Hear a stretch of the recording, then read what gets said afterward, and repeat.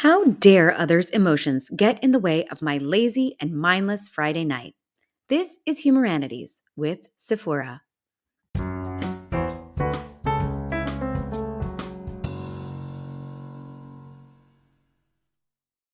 School was wrapping up for the year, and on most Friday nights, when we're not committed to events or activities, we have a family movie night, like many families do. On one recent Friday night, I claimed the best seat on our sectional and stretched out in anticipation of some fun and relaxation. I usually have to prepare a short list of things to watch before we sit down to make a choice. If I don't do this, we will spin on the topic long enough to get dizzy from all the spinning. We will annoy each other, our moods will sour, and then the next thing you know, we just give up and go to bed. Alas, the night will be over even before the night has begun, and no Friday night should end this way. Now let me set the scene. After dinner, my older daughter went upstairs to take a quick shower. My husband sat at the kitchen table going through the day's mail. My younger daughter was comfortably spread across the Chase Lounge part of our sectional, cozied up with her glow in the dark unicorn blanket and working away at manipulating her butter slime. From my favorite spot on the sectional, I asked, "Okay, team, what should we watch? Adventure, comedy, animated, Bollywood, Hollywood, British, Korean, a movie, a series? What are we in the mood for?"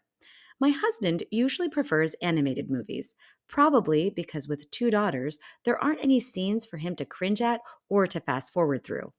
My younger daughter is often in the mood for comedy action because she loves to spontaneously jump on her part of the sofa when she's excited. This is why we let her have the Chase Lounge part so that she doesn't land on any of us in all her excitement. I heard my teenage daughter's feet coming down the stairs. I rattled off a few options from my curated list, to which my husband and younger daughter simply shrugged. Having made her entrance, I turned to my older daughter in hopes she'd have a selection we could get the others to rally around when she says to me, "Mom, I'm so stressed out about school. I'm going to do really badly on my upcoming tests." And thus it began, the unraveling of our Friday night. I know I may be stating the obvious here, but the reason we watch a movie or something on Friday nights, when we're not otherwise busy, is to allow everyone to be distracted from their problems long enough to be lulled into sleep. If I cannot sufficiently distract my family, the issues of the week build up, and by Friday night, their problems become my problems. And well, in that moment, I had this bad feeling it was about to happen. I do the maternal thing where I ask my daughter to come over and give me a hug. I ever so gently pulled her to my chest for a squeeze. Outwardly, I want my children to know I am here for a cuddle, but I am also trying to muffle any of their squeals with affection. She started to cry over an exam or two, and then somehow or another, we were distraught over all of life's teenage problems. My husband did what I think many parents do and yelled, "Be quiet and stop crying." And we all know that works, doesn't it? Then even bigger wails of sorrow came forth from our daughter. My husband raised his head to take in the room.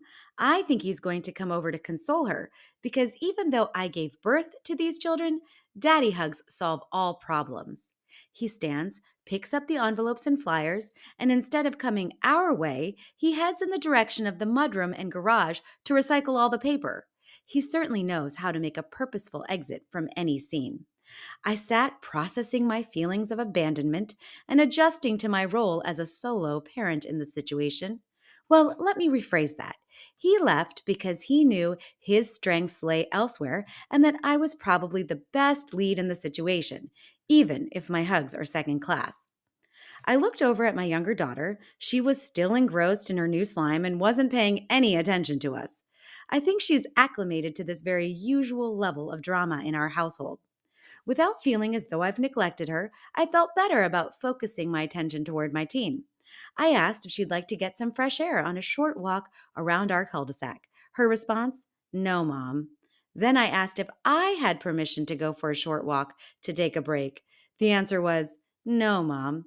I tried to exit the scene gracefully, but had no luck. Once again, I tried selfishly to suggest we watch a movie, hopeful my husband would meander back to the family room and that we could all refocus our energy. This did not work. It sent both girls into a tizzy. I was interrupting the little one's slime fun, and the other was too consumed in all of her own very real but sad narrative. Family time was a bust. I suggested they go ahead to bed and that I would watch something on my short list. This did not please them either. I mean, they may not want to watch a movie, but damned if mom's allowed to have fun if they are busy or in misery.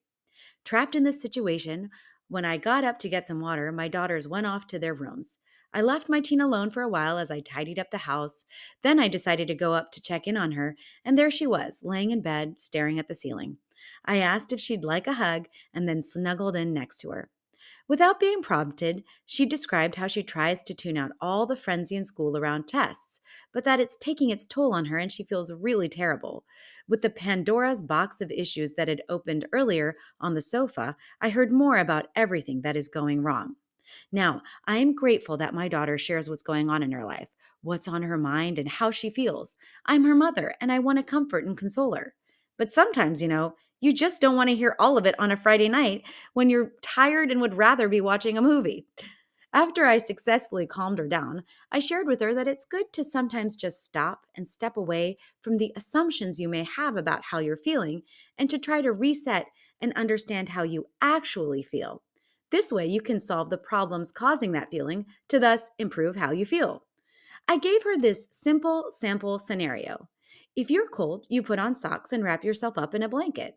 But what if you're actually hungry? To solve the actual problem, you need food in your belly, not socks on your feet. She took pause.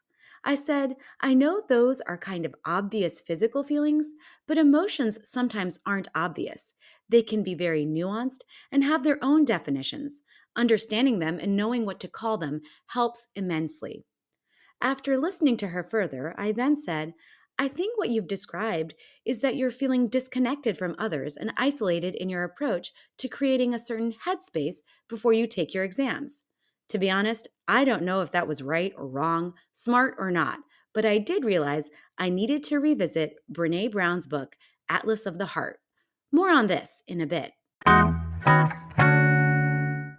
My little one heard a lull in the commotion and found her way into her sister's room and claimed the other half of me for snuggling.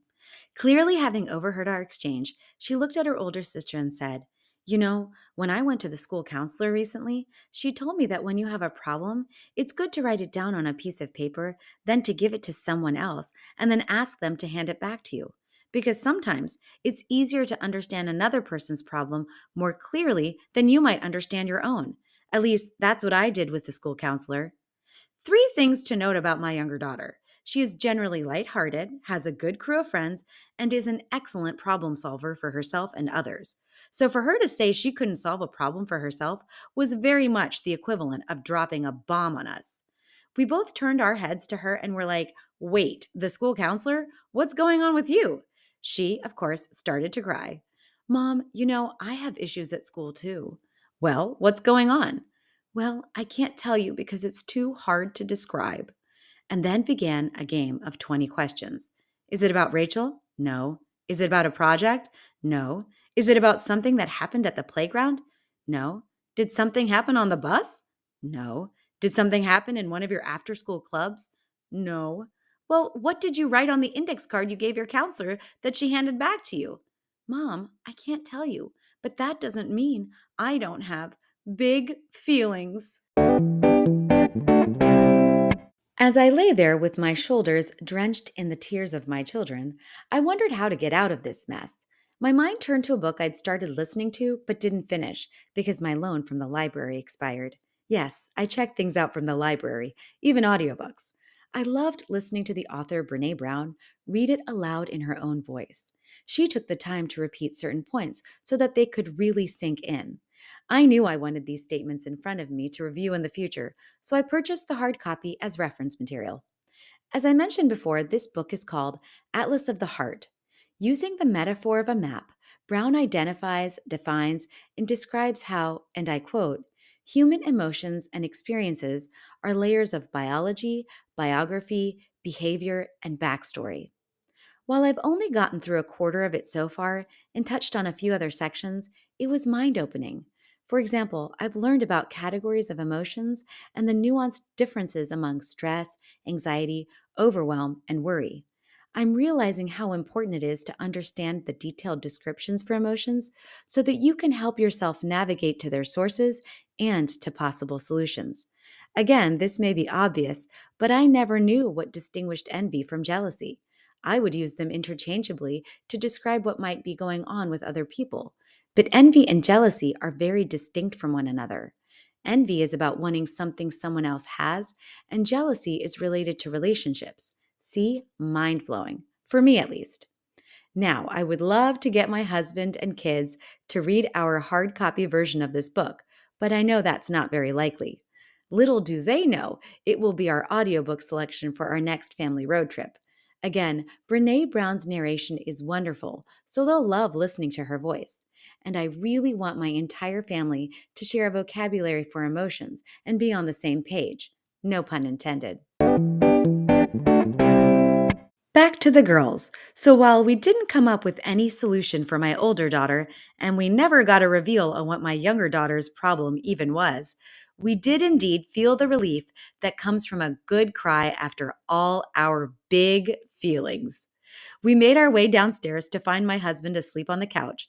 I explained to the girls how sleep is one way to deal with stressful situations. They laughed, but it's true. They snuck up and tackled their dad. Everyone giggled, popcorn was popped, and whatever movie we ended up watching was forgettable. Just what I'd wanted for our Friday family night.